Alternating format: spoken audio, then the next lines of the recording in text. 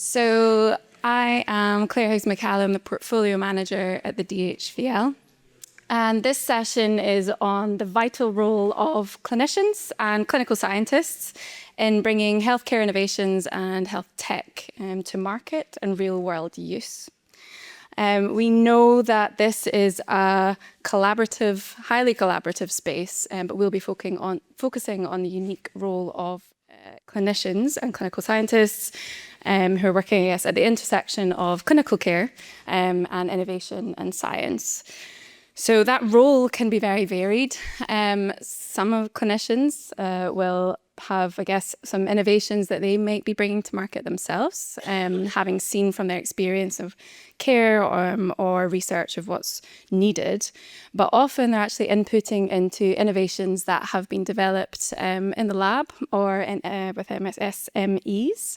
And so helping in that translational pathway. And it really is a pathway. It's not just something that clinicians are involved as end users. If you think of even at the earliest stages of design or co-design or concept testing, they might provide insights into current standards of care or clinical pathways that innovators are seeking to disrupt.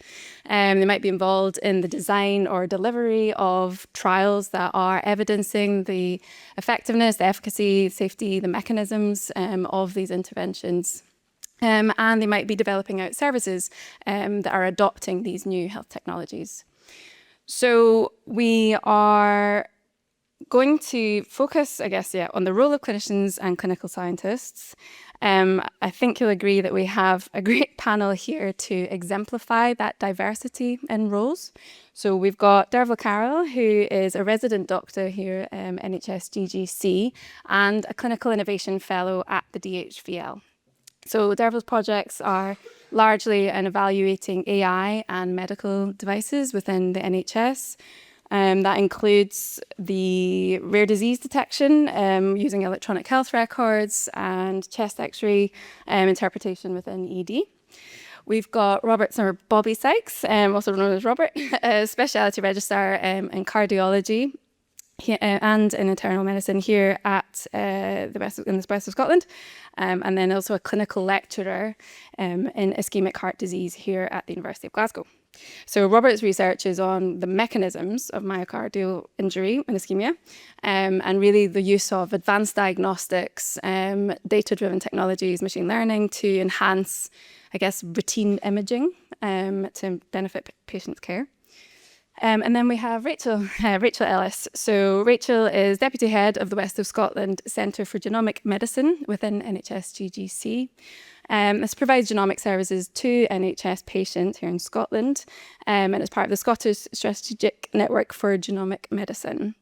So as well as a leading role in developing out that service, your specialist interests are in adopting new technologies, particularly around automation, to improve efficiency in patient care. So we have a stellar panel here, and I think it highlights that it's not just at the end, it's not even at the beginning, it's really that kind of bridging that gap to implementation that these folk can play a role. So we'll now let everyone else talk. So we've got three panellists, and you are going to tell us ideally about a particular project that you've been involved in, with a key focus on what the innovation is and what the problem is that it's trying to solve. So I'll start with Bobby at the top. Thank you. Thank you very much. Lovely to see you all. So I suppose my journey started, as many clinicians do when they branch into the space, with a frustration, and the frustration was born out of not being able to include patients and not give them access to testing that meant that we could give them an answer, or from our point of view, include them in a research study that we could then study their condition and develop new treatments of diagnosing it and treating it.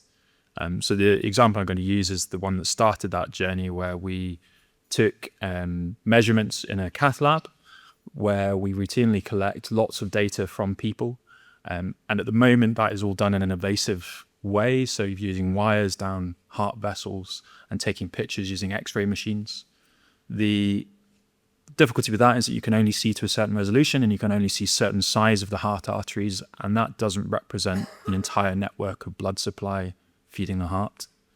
So the innovation was to develop a predictive modeling tool using machine learning to try and simplify that diagnostic pathway for those people.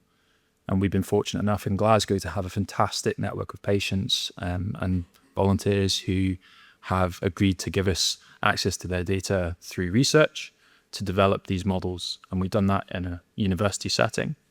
That model has now got to a point where it's validated, and we're expanding into a innovation space through support from MRCIAAs and the local medtech funding, and now working with a local software company, Firefinch, to develop the front-end user experience of that so that we can increase access and get it into other existing proprietary software to get people in the NHS access to this tool.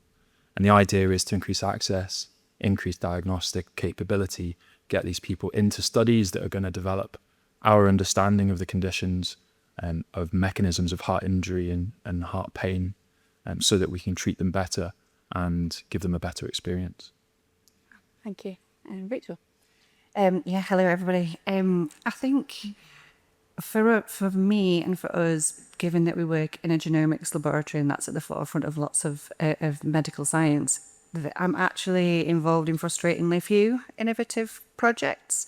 And actually a lot of the work that we're doing just now, it's the same kind of drive where we want to deliver to more patients, is around optimizing the technology and the infrastructure that we have. So projects such as optimizing our gene sequences to be able to look at large panels of gene for prognostic use in cancer patients, or looking at really ultra low levels of molecular remission for patients with hematological malignancies, and looking at how we can then build that into patient pathways, model commissioning, etc. So there are quite a lot of projects, and we are certainly networking a lot more here in the ecosystem that we're embedded in, and working with Katrina Brooks-Brent's team as well to look at building a development team actually embedded within our diagnostic laboratory, which is quite novel for many of the diagnostic labs in GGC. So it's not a specific innovation,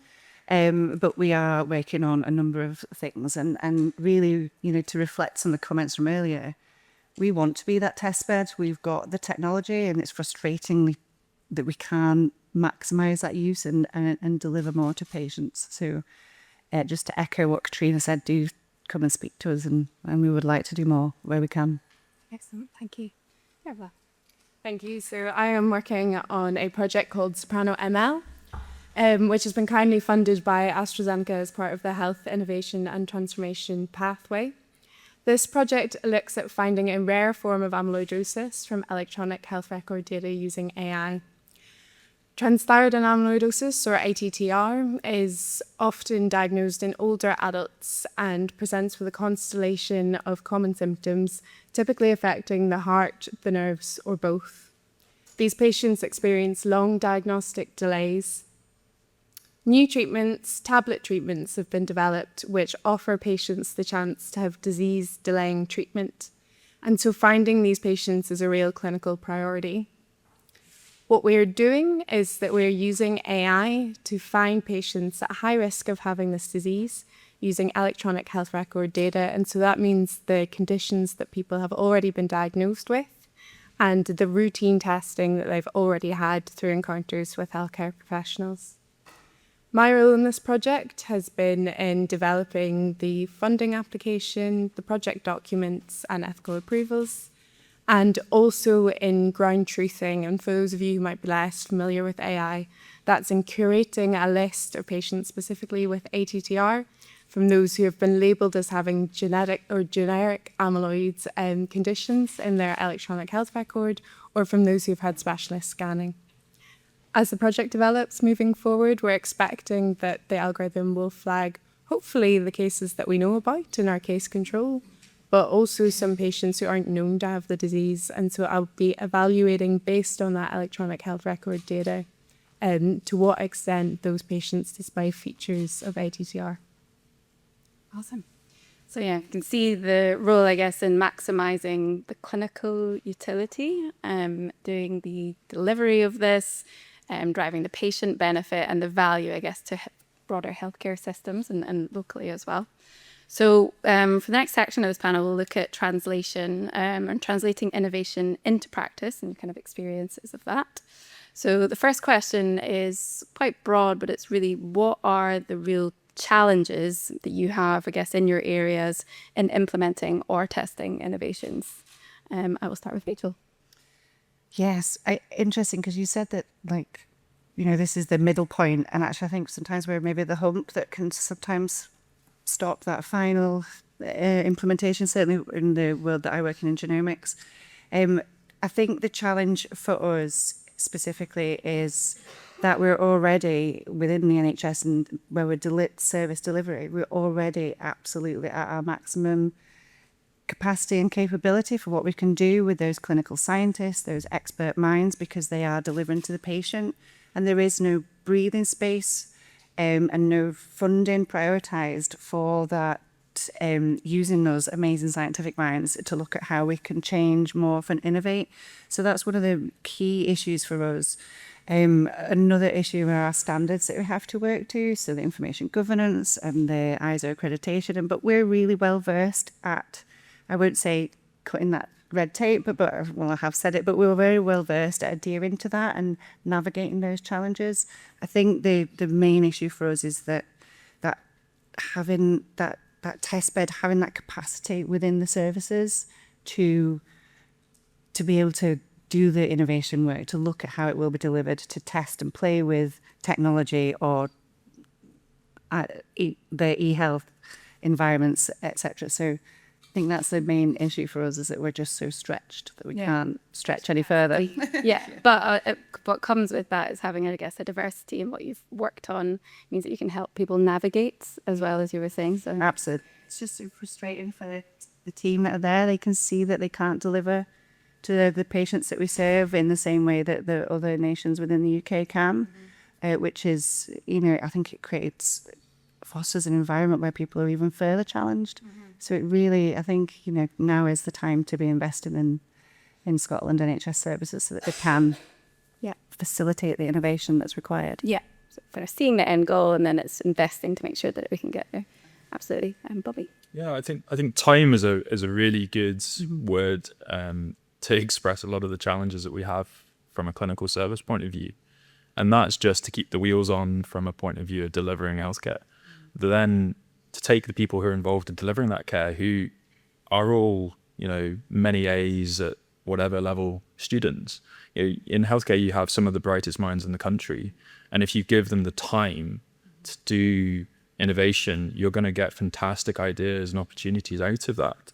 When the NHS collects data on everything, you know, and my favorite anecdote, which I still hope is true, I've never actually probably confirmed it, is that we use software that essentially was designed to track parcels to know where the patients are in the system. But the advantage of that is that we've got information on this person has come in with X, they've been in the hospital for this many days, we know all their blood results in that system, we know the diagnosis, imaging findings, and yet we're still going around the wards with a clipboard saying, are you going to be discharging this person tomorrow or the day after? Why are we not able to harness these new tools available to us to advance this process to a point where, yes, it's an efficiency saving and innovation and efficiency, there's less market for it, but you can squeeze what is a public service for all it's worth, but doing relatively little. And if you let the minds that deliver that service have time to think about how they would change something, I think you find a real difference.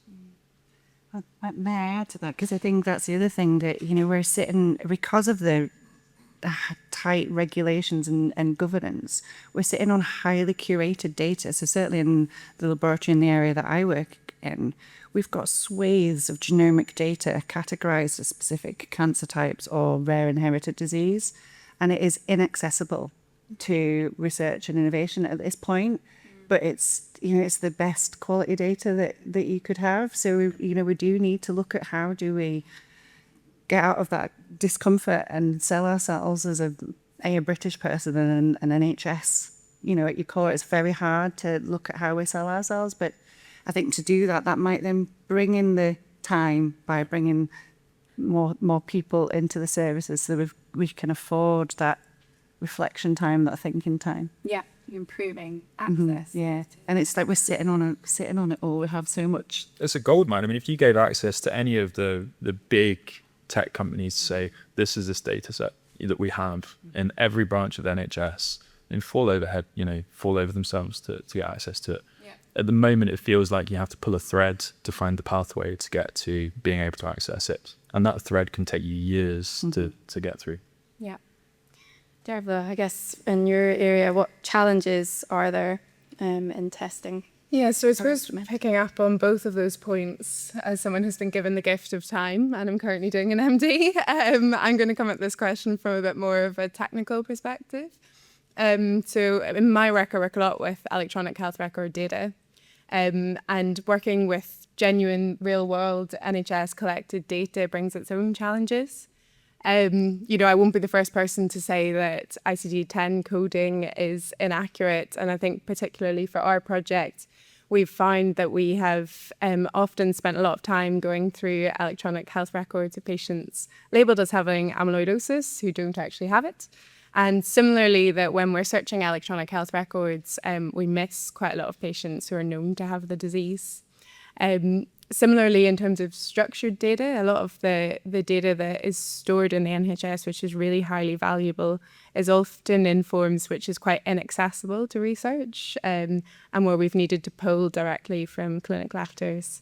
And so actually there's an awful lot of manual hand cranking in terms of making the most value out of these data sets that exist. I guess you face that kind of manual hand. I'm sure even if it's not on the ground doing, coding and things, I think a lot of it is hand cranking. It almost feels like, so we're doing the same thing kind of over that we can learn from for next projects. Okay, so if that's the challenges, then how do each of you ensure or do your best to ensure that things are, the innovations that you come into contact with are likely to work within a clinical setting or your own setting, particularly when they have been built in, a lab or maybe even an office or someone's head. So what kind of things do you pay attention to give it that maximum chance of success? Bobby, I'll let you start this time. I think for me, it's what clinical problem are you trying to address? And you come across a lot of people, certainly on the social media space, who will say, oh, we're working about this, whatever. It's like, well, who have you involved from a clinical service point of view to say this is actually going to benefit that patient at the end of it? And I think if they don't have early clinician or clinician scientist involvement in a project, that's a real struggle, because you then don't see how it will be delivered on the ground. And yes, we may not see that. We may be ignorant to the benefit. But I think having early involvement, both from clinicians and also the patients themselves, is really important. We see that with asking PPI groups about the involvement of AI, and they don't want to lose that human connection. So how do we harness the efficiency whilst keeping that human connection is a real important factor for them. Yeah. So that's, for me, I think it's involvement of the right stakeholders early on in the product design, innovation design is key. Yeah. I think on that, it might be that it's really early on and it's literally a concept, or it could be that, innovator is looking to pivot or widen their clinical application to maximize kind of, benefits. So I think there might be more mature technologies that, to the last session, have maybe been developed in other, healthcare systems that we're looking at here as well. So I think it is about that pathway, but it's, I think there's a lot of value that can be, I guess, given even if you weren't involved right at the start, or patients weren't involved right at the start. It's kind of looking at, okay, here's where we are now. This is super accurate, but we're actually as likely to have the best clinical fit, but also particularly for patients. Absolutely. Okay. So we're still, I guess, thinking about what we can do or you guys can do to improve or maximize the likelihood that something is going to work within a real world setting. Dervla? Yeah, so again, I suppose coming at this from a more technical standpoint, often we're looking to deploy algorithms within the NHS that have been developed elsewhere. And really ensuring that they work in a clinical setting involves testing them using retrospective data to ensure that they are as accurate as you think they are. Often differences in prevalence of disease and the way that an algorithm was trained might impact the performance of a model. And similarly, sometimes changing the thresholds can really maximize the performance of a new AI innovation in your clinical setting. And so I really can't stress enough how invaluable Safe Haven has been for us in terms of validating new algorithms using pseudonymized registered data in the NHS. I guess you working in collaboration with these services. Rachel.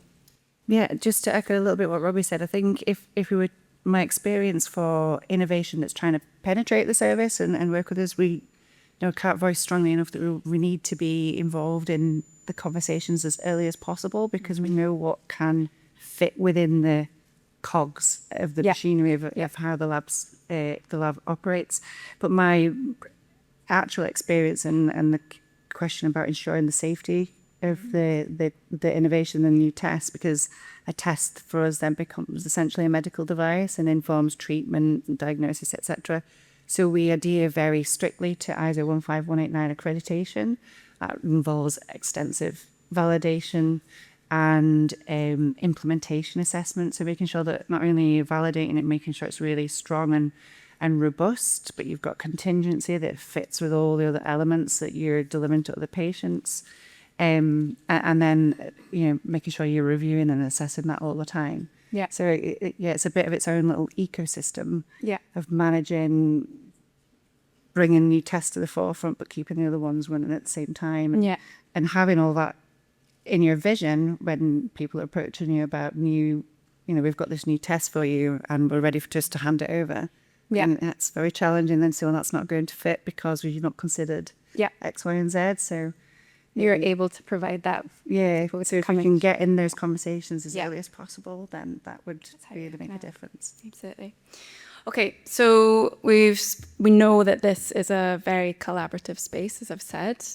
So we're going to talk a bit about, I guess, your role within these interdisciplinary collaborations. So we know you'll be working with industry on maybe technical development or scale up. You might be working with regulatory specialists, got patients and other clinicians. You might be across disciplines. We've got methodologists and academics, health economists, lots of folk. So I guess, given your experiences, what works well in these collaborations within healthcare innovation? So is there a key ingredient that makes for a successful collaboration? Dervla, I'll come to you. Yeah, absolutely. I suppose to echo what's been discussed, but I think that early stakeholder engagement and getting all the right people in the room at the beginning of a project, being able to tackle any challenges which crop up along the way, that's incredibly valuable. And I know that some of our projects would have really struggled with input from our local amyloid experts on the cardiology side, Dr. Coates and Dr. Simpson. But I think more so it's also having the flexibility within all of those partners to adapt to challenges that come along and be able to kind of move forward with a unified approach to a problem. That's interesting. I think on that, there's a key point there around adaptation, which I'll bring up in a second. But Bobby, what about yourself?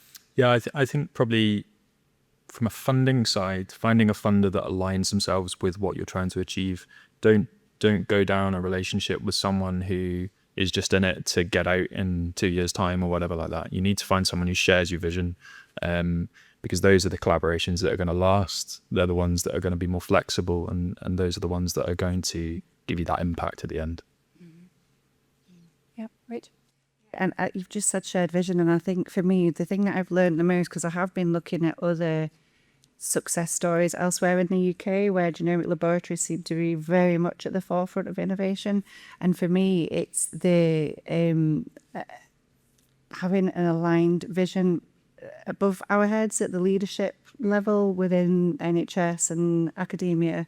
The greatest success stories I've seen is where the academic labs are pretty much embedded or next door or with the genomics laboratory, so they have that knowledge and they're working daily, collaboratively together, so that you can genuinely innovate on the hoof. They can bring in a new piece of equipment and you'll have a diagnostic scientist able to to consult on that and whether or not it will work, etc. So for me, I think we need to look at how we can bring together those higher levels of leadership and create that shared vision that will create that drive and create that hotbed, that microenvironment that will allow more rapid innovation at the core base. Absolutely. I think similarly within the DHVL, we're on the same floor as the hub, and we've heard, from Katrina's team. And I think there is that leadership, but then there's also, all the processes that to get an innovation to market and actually, if we can that vision, but then that working together and doing all the bits that feel quite not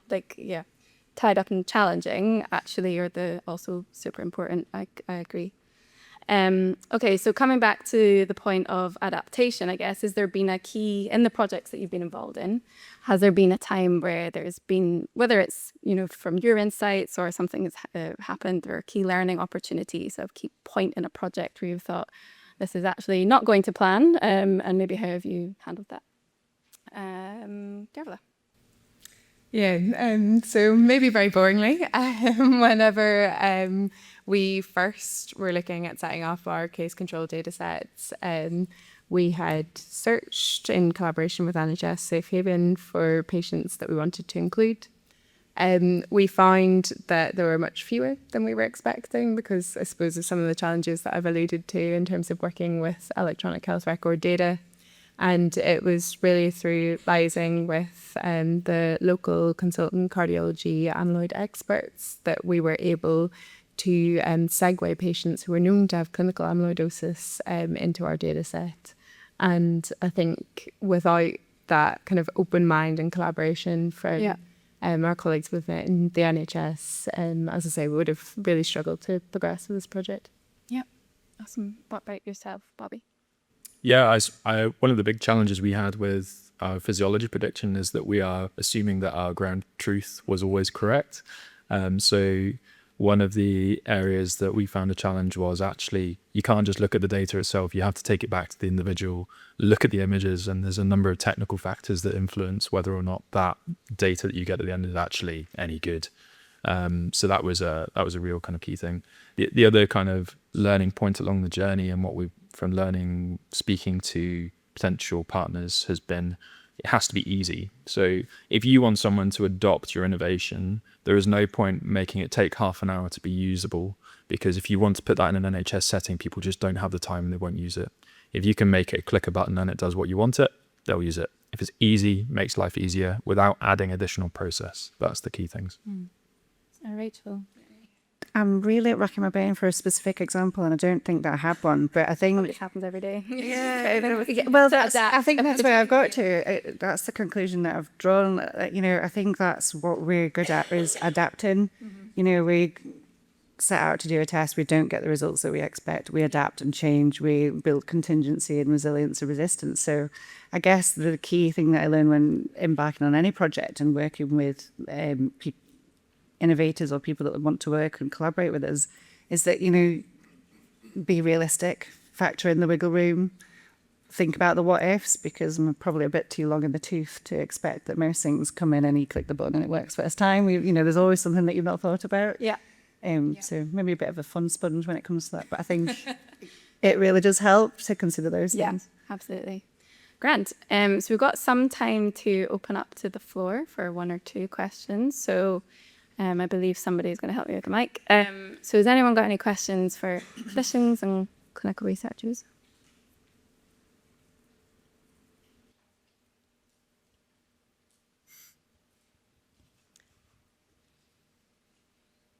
John. Thank you. This is a question for Rachael. Rachael, you said that there are some places in the UK that integrate the academic and the service really well. Where are they, and what are they doing that is different? That's it. I'll come back in. I just wanted to be able to see you first. The specific example that I'm thinking of right now is in terms of the genomics laboratory is in Exeter. So it's a much smaller centre. They, I have genuinely reached out to them to understand what they're, how they're being so successful. So their clinical genetics colleagues are there, and they have within the same building on the same floor the university scientists as well. And the innovations and things that they're leading on are things like prenatal rapid exomes. It's now turned into prenatal rapid genomes, etc. In Scotland, we don't offer any prenatal exome/genome services. They've been delivering it for 5, 6, 7, 8 years, and they're experts, and they've learned so much on how to deliver it. So when we spoke with the clinical leads, the academic scientific staff, and the staff from within the genomics laboratory, they work together constantly, continuously. So as I said before, if a new instrument comes in, the R&D people, it'll get embedded straight into the NHS lab, and R&D will come in and use it under the guises that they need to, but at least it's validated and it's in place to the highest level already. So you don't get that void when you're trying to get things over the final line and get things into the service. So that's one of the key areas. I think as well Wales is really successful. That's a bit of a different model because it's a single genomics laboratory for the whole of Wales and commissioned very differently. So I think that in itself attracts investment and from other sectors as well. Ross. Shawnee. Oh, you've got a mic. Wow, you've got one. Came prepared. I have the mic, I have the power. Yep. Just really interesting discussion. And earlier, someone had mentioned in the previous panel that they wish or they would like innovators to pay closer attention to the patient. So I guess for each of you, what is an example of that that you would like to see, that you would wish they paid more attention to, that could really help you out in terms of, day to day, or just something that would really make an impact? I'm happy to take them. So I have become familiar with a lot of heart patients through my research who lack an answer. And so having an explanation in interpretable terms to them is really important. And that communication aspect is the other thing that's really valued for the patient. And, I think we're at risk of, in the interest of efficiency, losing that doctor-patient relationship by removing that time that the clinician has to spend with the patient. So I think at the key of any innovation that we do, we have to remember that relationship is one of the most important factors and needs to be preserved. How we do that is tricky. I think if you want to save time in your other kind of administrative tasks by utilizing, AI-assisted clerks, things like that, then that's great. We can all do an automation workflow on L8N or something like that in 2 minutes to put my calendar up or something like that. But you have to use it in the right way. And I think if you focus on the key priorities you want to save time doing stuff you don't want to do, so that you can spend the time with the patient. That's key. And I think that's what the patients would say too. Yeah. What about yourself, Sarah? So we have the PPIE group at the DHVL. Maybe there's some experiences from there. Yeah, so I suppose in terms of innovators paying closer attention to patients, we are very fortunate to have a core group which meets regularly for public and patient engagement and involvement. And so I think in some ways in the DHVL, you're slightly forced to pay attention to what patients and the public think, which I think is only beneficial for innovators. I suppose coming back to the point around time, we hope that these innovations will ultimately redirect time to patient care and patient-facing care, even if sometimes the patient voice doesn't always feel heard in the interface that is being developed, if it's particularly clinician-facing. And I think regularly engaging with patients around what their opinions and thoughts are of technologies being used in this way is quite helpful. Yeah. Okay, got one more question. Yeah, thank you very much. And great presentation, discussion. My question is really about that gift of time comment that Dervla you made, and going back to what Jessie said around about we're seeing less people coming through that want to engage in innovation within their clinical roles. I suppose to each of you, how can we bar that gift of time that we try very hard to create for the talented individuals? What else can we do to encourage clinical innovation within the NHS? Thank you. Rachael?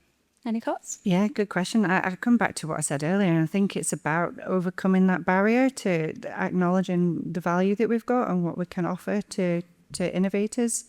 And I think you're putting it at the forefront, and protecting some time, protecting staff time, finding different ways to work so that you can bring that time, i.e. more people and the capacity to learn and develop and think into the services. So, we're active in that area, but it's very small really for our lab and the size and scale of where we are just now. And I'm not sure how to overcome that barrier, but I feel like this is a good audience, and feel like the time is now really that we need to come together and look at following the triple helix and what the Scottish genomic strategy wants to have, and what we want for science and technology and innovation in Scotland. Yeah. And try and grab some of that, bring some of that into these areas where the science is right at the forefront and delivering for patients. Not be afraid to ask, I guess. Yeah, absolutely. Bobby, any thoughts? Yeah, I mean, I think it probably comes down to buying out of time. I think for, Dervla's post is a great example of, a dedicated post to deliver innovation is wonderful. I think if you want to increase access to the broader clinical body, then we need to be able to have funding to buy out a day a week, something like that for a clinician or a session if you're a consultant to help deliver your interpretation of innovation in many forms. And if you're going to do that, then you have to have training that goes along with it. That's quite a difficult thing to do because it's changing so rapidly. But an awareness of the regulatory frameworks is really important, I think, and that's probably the place to start. But unless there's funding, I think it'll always be a case of, it's not in my job plan, I can't do it. And you'll be relying on people like who are in this room who have the goodwill and who are willing to put their kind of 10 p.m. till 2 a.m. window to use. So, I mean, that's ultimately how I do stuff. Okay, thanks. Dervla, any closing thoughts? Yeah, I suppose, I feel very inspired in my clinical work by the innovation that I see happening around me that is brought forward by industry. And I actually feel quite revitalized in clinical medicine, even though at times it can be very stressful and very time pressured.